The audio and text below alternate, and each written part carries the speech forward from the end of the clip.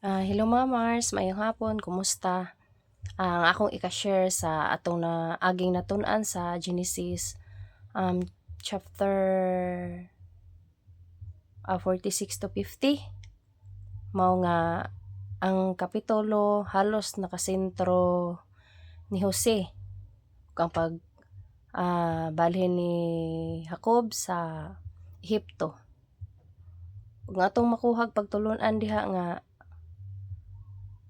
bisan pa man sa mga pagsulay nga niagi sa kinabuhi ni Jose, diha nimo matungkad nga ang iyang pagkamatinumanon.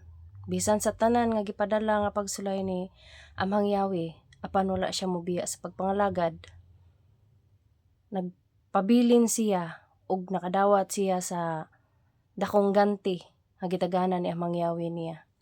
So, gikan sa chapter 46 to 50 mga Mars na ako'y usa ka verse diri nga akong ika-share, mabasa na to sa kuan.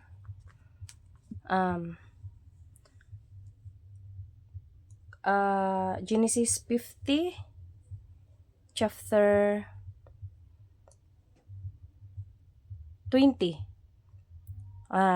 Nag-ingon diri, nagplano kamo sa pagbuhat kanakog dautan, apan nagbuot ang Elohim nga mahimo kining maayo aron matuman ang nahitabo karon, ang kaluwasan sa daghang tawo.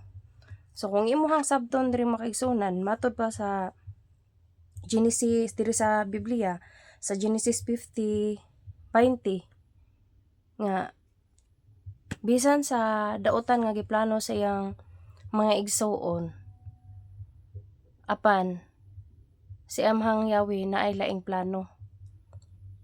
Og imuhang analyson mga Mars nga bisan ang plano sa iyang mga igsuon dautan, apan ning resulta og maayo. Kato mo'y nagsilbing taytayan nga napadala sa Egypt si Jose og naluwas sa kagutom ang iyang kaliwat, ang iyang mga igsuon og si Jacob og lakip na ang iyang tibuok banay. So kung diha na to unaw-unahon mga kaigsuonan nga usahay ang pagsulay di ay nga ipadala, mahimong panalangin o blessing sa umaabot.